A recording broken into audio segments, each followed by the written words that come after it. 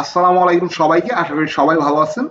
So আজকে আমাদের smart money concept second class, আমাদের last class last Friday release করা হয়েছিল।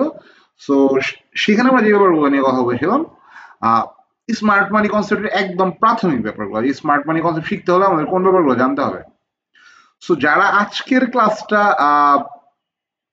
দেখতেছেন তারা অবশ্যই প্রিভিয়াস ক্লাসটা একবার দেখে আসবেন। আহ, যারা দেখছেন আমি তাদেরকে বলবো আরেকবার প্রিভিয়াস ক্লাসটা দেখার জন্য, আর যারা দেখেন নাই তারা অবশ্যই প্রিভিয়াস ক্লাসটা আগে দেখবেন। ওইটা আমার ইউটিউব চ্যানেলের স্মার্ট মানি কনসেপ্ট প্লে লিস্টে আছে, আপনারা ভিডিওসে গেলেও পাবেন। সো লাস্ট ক্লাসে আমরা যে ব্যাপারগুলো শিখেছিলাম তার একটা রিক্যাপ দিয়ে নিই যে স্মার্ট মানি কনসেপ্ট জানতে হলে আমাদের market structure, order block, change of character, break of structure, fair value gap, liquidity, inducement, mitigation, এই ব্যাপারগুলো জানতে হবে। বাট এই ব্যাপারগুলো মুখস্থের মতো না, একদমই মুখস্থের মতো না। এই ব্যাপারগুলো আমরা সহজ বাংলায়, এবং আমরা প্রিভিয়াসলি যে ব্যাপারগুলো শিখছি, আমরা অনেকে হয়তো বা ক্যান্ডেলস্টিক শিখছি, আমরা অনেকে হয়তো বা প্রাইস অ্যাকশন শিখছি। সো সেইটার সাথে আসলে অনেক বেশি সিমিলার। আমরা নতুন যতগুলো কনসেপ্ট দেখতেছি, প্রত্যেকটা কনসেপ্টই আমাদের ওল্ড কনসেপ্ট গুলোর সাথে 80% সিমিলার। বাট আপনাদের যারা শেখাচ্ছে এই কনসেপ্ট গুলা, তারা দেখানোর চেষ্টা করতেছে এই কনসেপ্ট গুলা একদম ফুললি নিউ, নতুন ভাবে শিখতে হবে, নতুন কিছু শিখতে হবে। নো, এই কনসেপ্ট গুলো অনেক বেশি সিমিলার। এবং যখন আমরা ওই সিমিলারিটি গুলা আমরা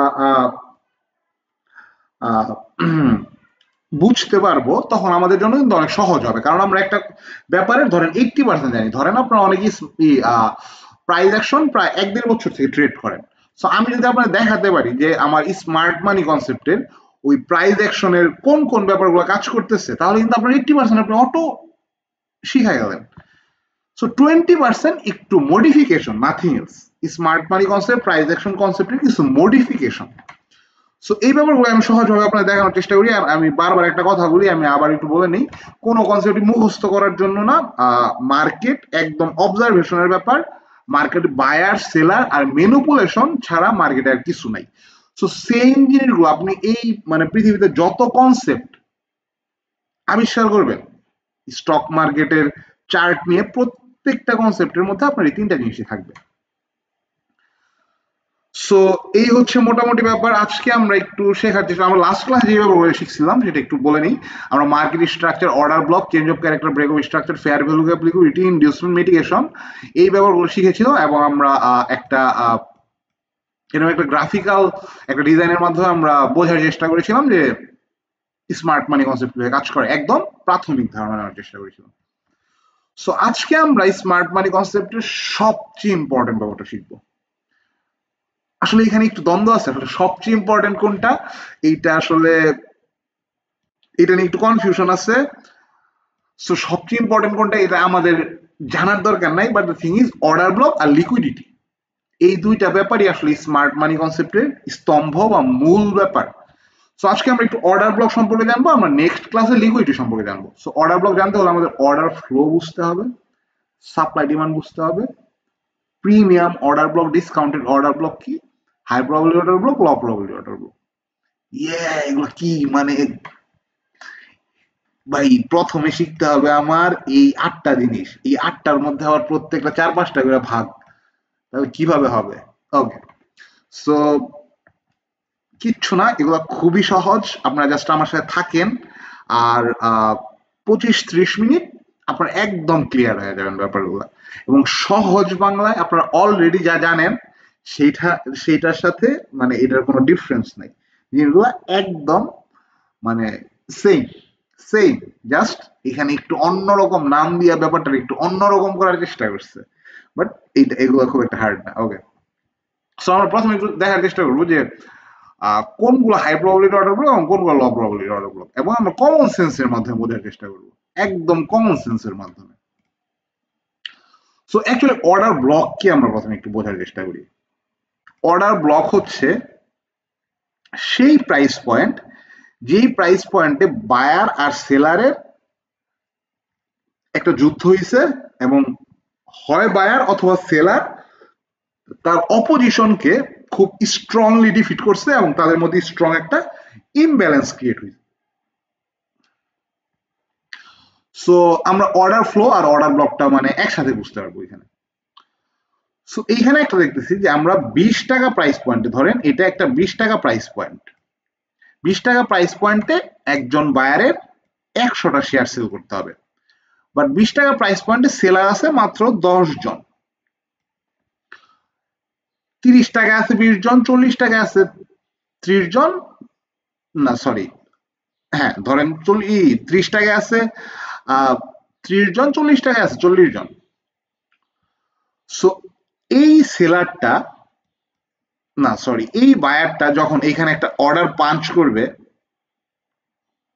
তখন কিন্তু সে 20 টাকা থেকে টানা 40 টাকা পর্যন্ত এই তার কিন্তু এই 100টা অর্ডার ফিল করতে 20 টাকা থেকে 40 টাকা পর্যন্ত যেতে হবে, কারণ 20 টাকায় অর্ডার আছে মাত্র 10টা, 20 টাকায় কিন্তু সে তার 100টা অর্ডার ফিল করতে পারছে না।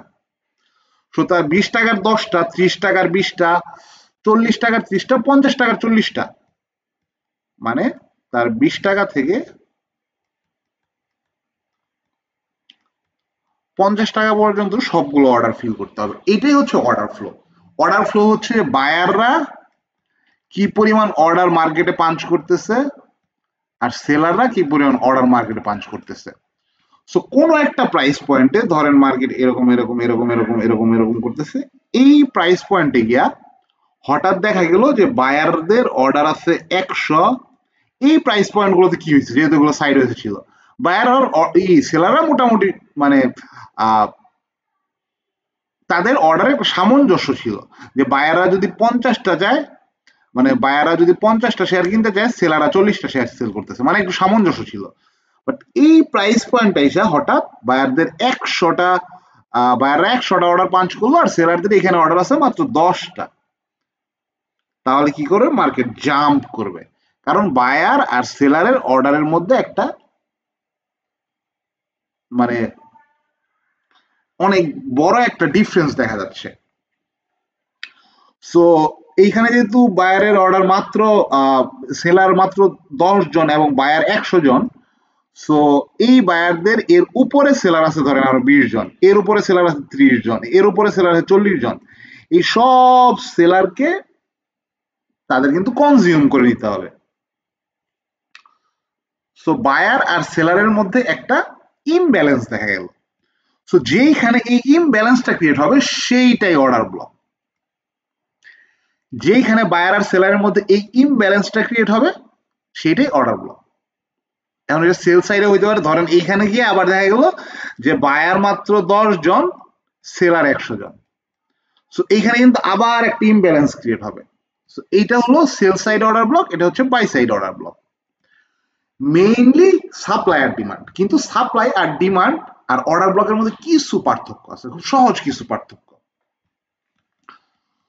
সো আমরা এখানে কি কি ব্যাপার অলরেডি বুঝে গেলাম, আমরা এখানে অলরেডি বুঝতে পারছি অর্ডার ফ্লো। অর্ডার ফ্লো কি, বায়াররা যে অর্ডার গুলো পাঞ্চ করতেছে আর সেলাররা যে অর্ডার গুলো পাঞ্চ করতেছে। অর্ডার ব্লক কি, বায়ার আর সেলারের মধ্যে যে জায়গায় খুব বেশি পরিমাণ ইমব্যালেন্স দেখা যাবে সেটাই অর্ডার ব্লক। সো এখন আমরা একটু দেখার চেষ্টা করি high probability order block, low probability order block. Premium discount order block খুবই সহজ। So high probability order block বুঝেন, কমন সেন্সের মাধ্যমে বোঝার চেষ্টা করেন, মানে কোনো কিছু মুখস্থ না। ধরেন মার্কেট নিচে আসছে, মার্কেট এইখানে প্রায় 15-20 দিন কাটাইছে, তারপরে মার্কেটের বায়ার আর সেলারের মধ্যে একটা ইমব্যালেন্স দেখা গেছে, একটা কিন্তু অর্ডার ব্লক ক্রিয়েট হয়েছে। এইখানেও মার্কেট নিচে আসছে, মার্কেট 2-3 দিন এখানে কাটাইছে, তারপরে বায়ার আর সেলারের মধ্যে একটা ইমব্যালেন্স দেখা গেছে, এখানেও একটা অর্ডার ব্লক ক্রিয়েট হয়েছে। কোনটা হাই প্রবাবিলিটি, কোনটা লো প্রবাবিলিটি বুঝেন। মানে মেইন কাজ কি, ধরেন এটা 20 টাকা প্রাইস, এই 20 টাকায় অনেক বায়ার বসে আছে, এই বায়ারদের অর্ডার ফিল হইলে মার্কেট উপরের দিকে যাবে। সো এইখানে কিন্তু এখন অর্ডার ব্লকের কাজ কি, যে নেক্সট টাইম যখন মার্কেট এই প্রাইস পয়েন্টে আসবে, যেহেতু এইখান থেকে মার্কেট অনেক শার্প মুভ করছে, so first of all order ব্লকের কাজ হচ্ছে যে অর্ডার ব্লকে মার্কেট এসে আবার সেখান থেকে মার্কেট রিভার্স করবে। কেন রিভার্স করবে, কেন কিন্তু ইম্পর্টেন্ট। যে কোনো আপনি যে কোনো চার্টে যাবেন, যে কোনো কিছু শিখতে যাবেন, কেন কেন ইম্পর্টেন্ট, নট অনলি চার্ট, লাইফেও কেন ইম্পর্টেন্ট। সো কেন এখান থেকে মার্কেট রিভার্স করবে, ফার্স্ট অফ অল যেহেতু এখান থেকে মার্কেট একটা অনেক স্ট্রং মুভ নিছে, এইখানে অনেক বড় সংখ্যক মানি ইনভলভ। সো বড় সংখ্যক মানি মানে যেখানে মার্কেটের অনেক বেশি ইমব্যালেন্স ক্রিয়েট হয়, ওইখানে নর্মাল লোকজন আমি আপনি কিন্তু মার্কেটকে সেইভাবে মুভ করাইতে পারি না। সো এখানে স্মার্ট লোকজন, স্মার্ট বলতে যাদের অনেক টাকা আছে, সো এখানে smart money involve. So there are much more probability market যখন আবার ওই প্রাইস পয়েন্টের কাছাকাছি আসবে, যেহেতু এই প্রাইস পয়েন্টটা স্মার্ট লোকজনদের কাছে বা স্মার্ট মানির কাছে অ্যাট্রাকটিভ, এই প্রাইস পয়েন্ট থেকে আবার মার্কেট ব্যাক করতে পারে। কারণ কি, স্মার্ট মানি মেবি স্মার্ট মানি এই প্রাইস পয়েন্টে তার ফুল অর্ডার ফিল করতে পারে নাই। সে যখন অর্ডার পাঞ্চ করতে গেছে, আমি যেটা একটু আগে দেখাইলাম যে এখানে ইমব্যালেন্সের কারণ হচ্ছে স্মার্ট মানির দরকার 100টা শেয়ার, কিন্তু দেখা গেছে যে এখানে মাত্র 10টা শেয়ার অ্যাভেলেবল। তো স্মার্ট মানির এর উপরেও শেয়ার কিনতে হয়েছে, এর উপরেও কিনতে হয়েছে, এর উপরেও কিনতে হয়েছে। সো স্মার্ট মানি এখানে তার ফুল অর্ডার যদি পাঞ্চ করতো, দেখা গেত মার্কেট আকাশে উঠে যেত। সো স্মার্ট মানি এখানে তার একটা মোটামুটি ভালো পরিমাণ অর্ডার পাঞ্চ করছে, যেহেতু এটা একটা আপসাইডে মুভ করছে। সে তার আরো অর্ডার নিয়ে বসে আছে যে নেক্সট টাইম যখন আবার এই প্রাইস পয়েন্টের কাছাকাছি আসবে, সে আরো 100 অর্ডার পাঞ্চ করবে। ধরেন স্মার্ট মানির কাছে আছে 1000, সে 1000 শেয়ার কিনতে যায়, বাট এখানে আছে মাত্র 10-20-30টা শেয়ার। সো তার এইখানে মাত্র সে 100 শেয়ার কিনতে গেছে, তারপরেও মার্কেট উপরে দিয়ে চলে গেছে। সো আবার আসলে এখান থেকে মার্কেট আবার উপরে যেতে পারে, মানে স্মার্ট মানি হয়তো আরো পেন্ডিং অর্ডার আছে। এটা হলো মূল কনসেপ্ট। দ্যাটস ওয়াই অর্ডার ব্লকে মার্কেট যখন এগেইন অর্ডার ব্লক টাচ করে বা অর্ডার ব্লকের আশেপাশে মার্কেট আসে, তখন মার্কেট আবার রিভার্স করে। সো হাই প্রবাবিলিটি আর লো প্রবাবিলিটি বুঝতে গেলে আমাদের বুঝতে হবে যে দেখেন এখানে কিন্তু এই প্রাইস পয়েন্টটা যেহেতু লুক্রেটিভ, এখানে কিন্তু অনেকদিন অর্ডার ফিল করা হয়েছে। দ্যাটস ওয়াই নেক্সট টাইম যখন এই অর্ডার ব্লকে মার্কেট আসবে, এখানে প্রবাবিলিটি অনেক কম যে মার্কেট আবার রিভার্স করতে পারে। হতে পারে মার্কেট এর নিচ থেকে আবার অর্ডার পাঞ্চ করে তারপরে তার ট্রেন্ডের দিকে মুভ করতে পারে। কারণ কি, এইখানের অর্ডার মোটামুটি কনজিউম করে ফেলছে, মার্কেট অনেক দিন এই অর্ডার ব্লকের আশেপাশে ছিল। বাট দেখেন এখানে নিচে আসছে, অর্ডার কনজিউম করার আগেই কিন্তু মার্কেট উপরের দিকে দৌড় দিচ্ছে। সো এখানে কিন্তু মার্কেট অর্ডার কনজিউম করার জন্য পর্যাপ্ত সময় পায়নি। দ্যাটস ওয়াই মার্কেট যখন আবার এই লেভেলে আসবে, there are much more probability market এই লেভেল থেকে আবার উপরের দিকে জাম্প করতে পারে। সো সহজ ভাষায় আমরা বুঝতে পারলাম যে কেন এই অর্ডার ব্লকের চেয়ে এই অর্ডার ব্লকের প্রবাবিলিটি অনেক বেশি গেট ব্যাক করার। ওকে, আমাদের সেকেন্ড ব্যাপারটা হচ্ছে যে মার্কেট তার অর্ডার ব্লক থেকে কেমন রিয়াকশন দিচ্ছে। এটা থেকে আমরা বুঝতে পারবো যে এখানের স্মার্ট মানি কতটা স্ট্রং। ধরেন মার্কেট আসলো, আইসা খুব স্লো এন্ড স্টিডি উপরে দিয়ে গেল, ধরেন 20 টাকা থেকে 50 টাকায় গেল, কিন্তু মার্কেট সময় নিল মোটামুটি 1 মাস, খুব স্লো এন্ড স্টিডি। মানে এখানের স্মার্ট মানি ওই লেভেলের স্ট্রং না যে মার্কেটকে অনেক স্ট্রংলি 20 টাকা থেকে 50 টাকায় মুভ করাইতে পারবে। আবার এইখানে স্মার্ট মানি কি করছে, মার্কেট আসছে, ধরেন মার্কেট এইখান থেকে মাত্র 5-7 দিনে 20 টাকা থেকে 50 টাকায় চলে গেছে। সো এখানে স্মার্ট মানি অনেক স্ট্রং। এইখানে স্মার্ট মানি সময় লাগছে 25-30 দিন, এখানে 5-7 দিন। মানে মানে এইখানের যে বায়ার, তাদের টাকার জোর অনেক বেশি। উপর থেকে কিন্তু মাঝে মাঝে সেল আসবে, দেখেন এইখানে প্রত্যেকটা সেল কাজ করছে। যে সেলাররা যখন আসছে, বায়ারদের এই সেলারদের অর্ডার কনজিউম করে মার্কেটকে উপরের দিকে পুশ করার জন্য কিন্তু বেশ বেগ পাইতে হয়েছে। সেলাররা আসছে, সেলাররা মার্কেটকে 2-4 দিন রেখে দিচ্ছে, তারপর আবার নিচের দিকে পুশ করছে, আবার বায়াররা পুশ করছে। বাট এইখানে কি হয়েছে, বায়াররা পুশ করছে, সেলার আসছে, আবার সেলারদের কনজিউম করে মার্কেট খুব শার্পলি উপরে দিয়ে চলে গেছে। সো মার্কেট যখন আবার এই অর্ডার ব্লকে আসবে, এই অর্ডার ব্লক থেকে মার্কেটের গেট ব্যাক করার সম্ভাবনা একটু লো। আমি বলতেছি না যে একদম গেট ব্যাক করবেই না, বাট প্রবাবিলিটি এই অর্ডার ব্লকের অনেক বেশি। তো আপনারা যখন চার্টে দেখবেন আপনারা আরো ক্লিয়ার হবেন যে এইখান থেকে যে শার্প মুভ করছে, এই অর্ডার ব্লক থেকে মার্কেটের গেট ব্যাক করার সম্ভাবনা অনেক বেশি। কারণ এইখানে যে প্লেয়াররা তারা মাচ মোর স্মার্টার, তাদের কাছে মাচ মোর মানি আছে এবং তারা এর জন্য শার্প মুভ করাইতে পারছে। থার্ড থার্ড হচ্ছে যে মার্কেট তার অর্ডার ব্লক থেকে কত দূরে মুভ করে আবার সেই অর্ডার ব্লকে ব্যাক করতেছে। মার্কেট ধরেন 20 টাকা থেকে 100 টাকায় মুভ করলো, আর মার্কেট ধরেন 20 টাকা থেকে 50 টাকায় মুভ করে আবার অর্ডার ব্লকে ব্যাক করতেছে। সো এই অর্ডার ব্লকের প্রবাবিলিটি অনেক বেশি, কারণ এইখানের বায়াররা এত অ্যাগ্রেসিভ যে এটারে 20 টাকা থেকে 100 টাকা পর্যন্ত নিয়ে গেছে, মানে অনেক লম্বা একটা মুভ করে তারপরে অর্ডার ব্লকে আসতেছে। এখানে আরো কিছু ব্যাপার খেয়াল রাখতে হবে, অর্ডার ব্লক কিভাবে আসতেছে, কিন্তু ওইগুলো আমরা আজকে শিখবো না। আজকে আমরা শুধুমাত্র অর্ডার ব্লক শিখবো, এবং আমরা স্মার্ট মানি নিয়ে 4-5টা ক্লাস করব। এর মধ্যে আমি আপনাদের মানে এরপরে আমি 2টা ক্লাস লাইভও করবো আপনাদের জাস্ট ডাউট সলভ করার জন্য, যেন আপনার মানে একদম স্মার্ট মানি কনসেপ্ট একদম ক্লিয়ার হয়ে যান। এখানে তেমন কোনো রকেট সায়েন্স নাই। সো খুব সহজ ভাবে বুঝলাম যে যেই অর্ডার ব্লক থেকে মানে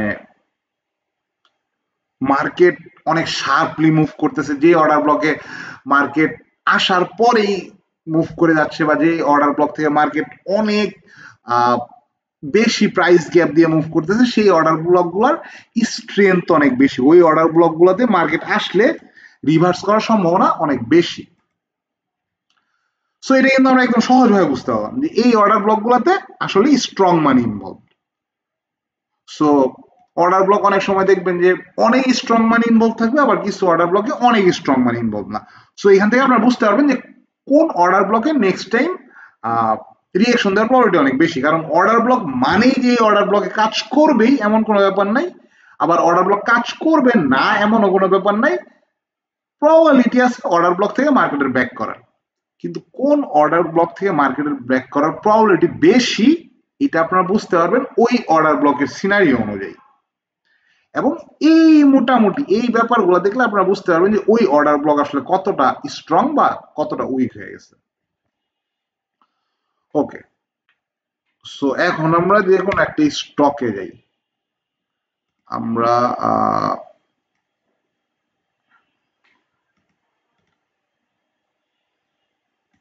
আমরা যে কোনো একটি স্টকে যাই। ওকে, আমাদের কনফিডেন্স আমরা দেখতে পাচ্ছি। ওকে, আচ্ছা একটা কথা বলেন, এখন কথা হচ্ছে অর্ডার ব্লক ভাই আমরা কিভাবে অ্যাড করব? আমরা কি, আচ্ছা আমি প্রথমে বলে নিই যে এটার থিওরিটিক্যাল ব্যাপারটা কি আছে। অনেকে বলে যে যেখান থেকে স্ট্রং মুভ করছে মার্কেট, তার আগের যে ক্যান্ডেলটা আছে তার হাই এবং তার লো থেকে একটা জোন আর্ট করতে হবে। যেমন কি এই যে এইখান থেকে মার্কেট স্ট্রংলি মুভ করছে, তার আগের যে ক্যান্ডেল, যে আগের রেড ক্যান্ডেলটার হাই নিলাম, লো নিলাম, একটা জোন ড্র করলাম, আমার অর্ডার ব্লক হয়ে গেল। অনেকে এটা বলে। আবার অনেকে বলে যে আগের ক্যান্ডেল গ্রিন হইলে হবে না, আগে রেড ক্যান্ডেল থেকে নিতে হবে। ধরেন এইখানে যদি আমি অর্ডার ব্লক ড্র করতে যাই, যদি এটা খুব মানে এই যে দেখেন এইখানে লাস্ট ক্যান্ডেলটা কিন্তু গ্রিন, সো এইখানে অর্ডার ব্লক ড্র করতে গেলে অনেকে বলবো লাস্টের রেড ক্যান্ডেলের, ধরেন এই যে মুভটা করছে এই মুভের আগে যে রেড ক্যান্ডেল আছে সেটার হাই এবং সেটার ল থেকে একটা জোন ড্র করতে হবে। ভাই আমি বলি এগুলো মুখস্থ চিন্তা ভাবনা করে লাভ নাই। আমি যদি বলি যে এই পুরাটা অর্ডার ব্লক, কোনো সমস্যা আছে? হুম, চিন্তা করেন এই পুরাটা যদি আমি অর্ডার ব্লক বলি কোনো সমস্যা আছে? কোনো সমস্যা নেই, কারণ উইকলি চার্টে যান, উইকলি চার্টে যান, এই পুরাটা অর্ডার ব্লক দেখেন। এই যে লাস্ট যে রেড ক্যান্ডেল ছিল ওটার হাই, এই অর্ডার ব্লক আরো বড় হবে। এই যে এইটার যে লো, এই পুরাটা একটা অর্ডার ব্লক। সো আসলে অর্ডার ব্লক কি আমরা একটু বোঝার চেষ্টা করি, আমরা একটু বোঝার চেষ্টা করি। শর্ট টাইম ফ্রেমে ব্রেকআউটই অর্ডার ব্লক, শর্ট টাইম ফ্রেমে ব্রেকআউট অর্ডার ব্লক। অনেকে বলতেন কি বলতেছেন ভাই, বুঝলাম না, ব্রেকআউট কেমনে অর্ডার ব্লক হয়? হ্যাঁ, শর্ট টাইম ফ্রেমে ব্রেকআউট অর্ডার ব্লক। দেখেন মার্কেট এই জায়গায় কি একটা ব্রেক করছে না, একটা ব্রেকআউট দিচ্ছে, মানে উপরে চলে গেছে। সো ডেইলিতে ব্রেকআউট, উইকলিতে গিয়ে আমরা দেখলাম অর্ডার ব্লক। ডেইলিতে ব্রেকআউট, আমরা যদি উইকলিতে গিয়ে দেখি অর্ডার ব্লক। আবার 1 আওয়ারে ব্রেকআউট, আমরা দেখবো ডেইলিতে অর্ডার ব্লক। ওকে, আমরা একটু দেখি 1 আওয়ারের ব্রেকআউট কিন্তু ডেইলিতে অর্ডার ব্লক। মেইন কনসেপ্ট কি অর্ডার ব্লকে, যে এইখানে একটা রেড ক্যান্ডেল আছে, বুঝেন আমি আপনাদের একদম সহজভাবে বোঝানোর চেষ্টা করতেছি। এখানে একটা রেড ক্যান্ডেল আছে, তারপরে স্ট্রং একটা গ্রিন ক্যান্ডেল, একদম যারা ক্যান্ডেলস্টিক বোঝেন তারাও বুঝতে পারবেন আছে। সো এই যে রেড ক্যান্ডেল কে এই গ্রিন ক্যান্ডেল এইখানে কিন্তু ব্রেকআউট করছে। ধরেন এটা ডেইলি চার্ট, এখানে এখন আপনারা যদি মানে আওয়ারলি চার্টে যান তাহলে কি দেখতে পারবেন, এই রেড ক্যান্ডেল এখানে এখানে অনেকগুলো রেড ক্যান্ডেল, মানে মিনিমাম 4টা রেড ক্যান্ডেল, যেহেতু আমাদের মার্কেট 4.5 ঘন্টার জন্য খোলা থাকে। সো এইখানে আপনারা 4টা রেড ক্যান্ডেল দেখতে পারবেন। আপনারা ধরেন উইকলি চার্টে, এটা ধরেন উইকলি চার্টে, তাহলে আপনারা এখানে 5টা ডেইলি ক্যান্ডেল দেখতে পারবেন, এই রেড ক্যান্ডেলের মধ্যে 5টা ডেইলি ক্যান্ডেল। আর ধরেন যে এইটার মধ্যে 5টা ডেইলি ক্যান্ডেল। সো উইকলি চার্টে, সো আলটিমেটলি কি হইলো, এই ডে চার্টের যে ব্রেকআউট, এই ডে চার্টে যে আপনার বায়ার আর সেলারের ইমব্যালেন্স হয়েছিল, এইটাই কিন্তু একটা অর্ডার ব্লক। সো আলটিমেট ব্যাপার হচ্ছে আপনি যেই টাইম ফ্রেমে অর্ডার ব্লক দেখতেছেন তার প্রিভিয়াস একটা বা দুইটা টাইম ফ্রেম আগে যে ব্রেকআউটটা দিছিল ওইটাই হচ্ছে অর্ডার ব্লক। সো এখানে কোনো রকেট সায়েন্স নাই। আলটিমেটলি আমি যেটা আপনাদের একটু আগে বলার চেষ্টা করলাম, যে এই যে স্মার্ট মানি কনসেপ্ট, এটা আসলে আমাদের যে প্রাইস অ্যাকশন সেটার একটা এক্সটেনশন। তো দেখলেন কত মানে 80% কিন্তু মিল। সো ব্রেকআউটের যখন রিটেস্ট করতে আসবে এখান থেকে আবার মুভ করবে, সো এটা তো আমরা আগে থেকে জানি, এটা তো ভাই আমরা প্রাইস অ্যাকশনে শিখছি। সো এই অর্ডার ব্লক কনসেপ্ট শুধু শুধু আমাদের প্যারা দেওয়ার দরকার কি ছিল? True, very true. But the thing is, ওই যে ডিফারেন্সটা ওইখানে, যে আপনারা যেই টাইম ফ্রেমে দেখতেছেন তার আগের এক, ধরেন আপনি উইকলি টাইম ফ্রেমে দেখতেছেন, আপনি দেখতে পারবেন এটা daily time frame breakout. So daily time frame breakout, daily time ফ্রেমে রিটেস্ট, তারপরে আবার মুভ করা। সো এইটারই তারা বলতেছে যে এখানে একটা অর্ডার ব্লক ক্রিয়েট হয়েছে, সেই অর্ডার ব্লক থেকে মার্কেট উপর দিকে শিফট হয়ে যাবে আবার। Very simple. এগুলো আসলে মস্করা ছাড়া কিছুই না। আমি আপনাদের জাস্ট একদম সহজভাবে আপনাদের কিছু জিনিস দেখানোর চেষ্টা করতে, যে কিভাবে আসলে মার্কেটে কিছু স্ক্যামিং কনসেপ্ট ক্রিয়েট হইতেছে এবং যেগুলো নিয়ে আমাদের উৎসাহ উদ্দীপনা প্রচুর। ওকে, সো আশা করি আপনারা বুঝতে পারছেন অর্ডার ব্লক কি শর্ট টাইম ফ্রেমের। সো উইকলিতে গেলে আমরা দেখতেছি যে এই পুরাটা একটা অর্ডার ব্লক। আমরা আবার একটু দেখার চেষ্টা করি। উইকলিতে আমরা ডেইলি চার্টের যে ব্রেকআউটটা, আমরা ডেইলি চার্টের, এটা আমি বারবার দেখাচ্ছি যেন আপনারা সহজে বুঝতে পারেন। এরপরে আপনারা যারা অর্ডার ব্লক, আপনাদের যারা স্মার্ট মানি কনসেপ্ট দেখাইতে পারবে তাদেরকে আপনারা বলতে পারেন, আরে ভাই এটা তো ব্রেকআউট ছাড়া কিছুই না। এখন আমরা কি, মানে এখন আমরা স্মার্ট মানি কনসেপ্ট অনুসারে, ওকে, আমরা একটু আগের ক্লাস আলোচনা করছি, এইখানে কিন্তু আমরা একটা চেঞ্জ অফ ক্যারেক্টার দেখছি, যে মার্কেটের যে লাস্ট মুভটা ছিল এইখানে এসে মার্কেট 2-4 দিন দাঁড়াইছে, তারপরে আবার লাস্ট একটা মুভ নিছে, এইখানে একটা চেঞ্জ অফ ক্যারেক্টার। সো সম্ভাবনা কি? সম্ভাবনা হচ্ছে মার্কেট আবার যখন এইখানে আসবে মার্কেট এখান থেকে ব্যাক করতে পারে। সেম জিনিস এইখান থেকে তো মার্কেট আসলে ব্রেকআউট করছে, সো মার্কেট এখানে রিটেস্ট করতে আসলে তো মার্কেট ব্যাক করবে। এইখানে ভাই নতুন কি শিখাইতেছেন? দ্য থিং ইজ, নতুন কি শিখাইতেছেন ভাই?